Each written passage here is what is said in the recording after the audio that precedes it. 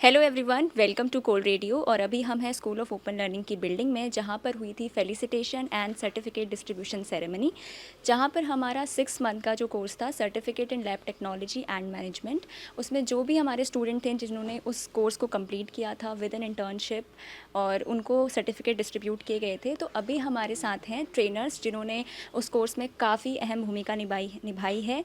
तो हम उनसे बात करेंगे कि उनका किस तरीके का एक्सपीरियंस रहा है। तो ठीक है, मैं क्वेश्चंस पूछूंगी, आप में से जिसको भी जवाब देना होगा। तो सबसे पहले मैं क्वेश्चन पूछना चाहूँगी कि एज अ ट्रेनर आपके पास क्या क्या चैलेंजेस थे, क्योंकि आपके पास अलग अलग फील्ड से स्टूडेंट्स आए होंगे। तो अगर आप उस पर कुछ बताना चाहें तो। तो सबसे बड़ा चैलेंजिंग था कि जैसे 10th के बाद आए थे तो दैट इज़ इसके क्वालिफिकेशंस में हमने साइंस के प्रोग्राम हमारे सारे इंक्लूड किए थे, तो उनको एंगेज कर पाना, साइंस से जोड़ पाना, तो वो हमने सारे उनको जो भी वो डेली लाइफ फिजिकल फिनोमेना जैसे वाटर फ्लो के थ्रू करंट फ्लो समझाना उनको, तो ये सारी चीज़ों में एंगेज करके उनको अपने साथ मेंटेन रखना, उनका बैलेंस बनाए रखना, वो सबसे बड़ा हमारा चैलेंज था, जिसमें हमारे उनका इंथू और हमारी थोड़े से प्रयासों की वजह से जो कि बहुत अच्छे से संभव समन्वय से संभव हो पाया। तो ये ma'am, any challenges you faced I during the. Experienced कि जो हमारे पास कैंडिडेट्स आए थे they were from diverse disciplines. कुछ ऐसे थे those have been working in their own departments और colleges for more than 10 years। तो आई एक्सपीरियंस दैट कि वो अपने सब्जेक्ट में या अपने डिसिप्लिन में तो they had the expertise, but दूसरे डिसिप्लिन्स में बहुत ही नेव सिचुएशन में थे। तो एक तरफ तो they were very good in one subject and the other place they were not knowing anything. तो हमें एकदम ग्राउंड लेवल से उनको स्टार्ट करना पड़ा, but the students were very proactive. Like many of them asked me कि हमें projector लगाना आता है, लेकिन ये पोर्ट्स क्या होते हैं, आप हमें HDMI VGA बताइए, बिकॉज हमारे कॉलेज में या यूनिवर्सिटी में अलग अलग रूम्स में डिफरेंट टाइप्स ऑफ पोर्ट्स हैं, तो हमें समझ नहीं आता जब हमारे इंस्ट्रक्टर बोलते हैं। तो they were very proactive.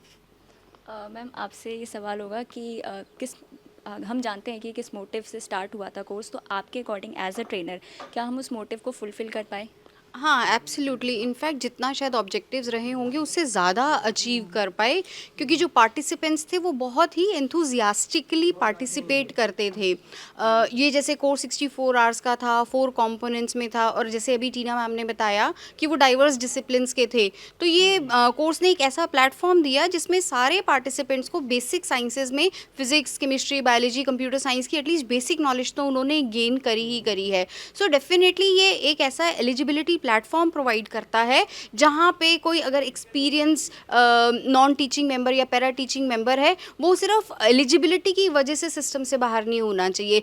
Keeping in mind वो अगर 20 ईयर्स 25 ईयर्स से काम कर रहा है तो डेफिनेटली नॉलेज है उस कैंडिडेट की। सो मैं तो ये कहूँगी कि ये प्रिंसिपल मैम का, डॉक्टर मागो का ये कितना अच्छा इनिशिएटिव था जो शायद हंड्रेड्स ऑफ यूनिवर्सिटी एम्प्लॉयज़ को हेल्प करेगा।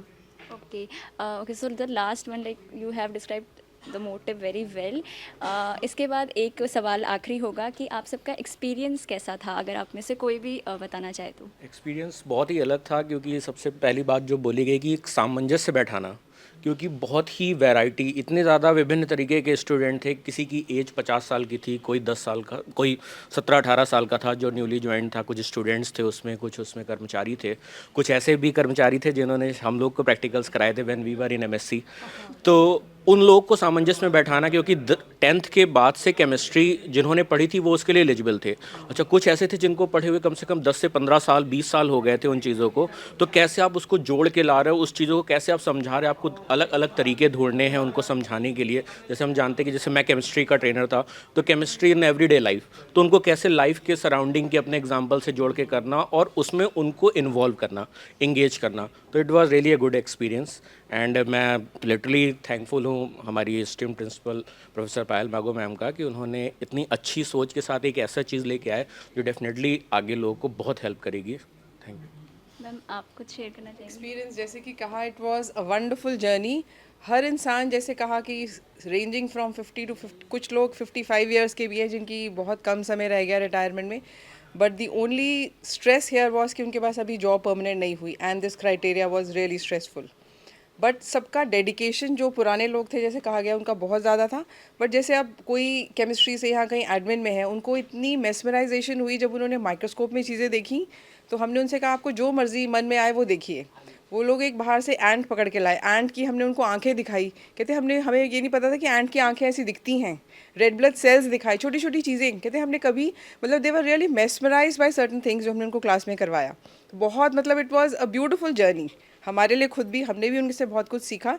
जैसे उन्होंने बताया कि हमारे टाइम के भी हमारे लैब असिस्टेंट्स उधर हमारे डिपार्टमेंट्स में रहे थे वो, तो उनके सामने हमको कुछ सिखाना बहुत अच्छा था। It was a beautiful journey end of course it was you can say very neck initiative जिसे हम कहेंगे, जिससे कि जो सब ये काम करने वाले लोग हैं या मैम जैसे सबको मैंने कहा कि वो ट्रू लीडर है कि सबको साथ लेके चलती हैं। जैसे एक माला होती है ना, माला में अलग अलग बीड्स होते हैं, सो वो जब अलग अलग बीड्स मिलते हैं तभी वो नेकलेस बनता है ना।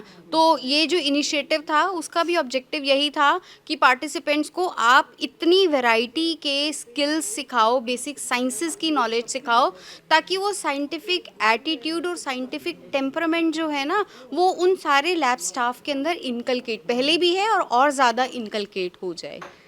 पार्टिसिपेंट्स ने भी इसमें बहुत मेहनत की है।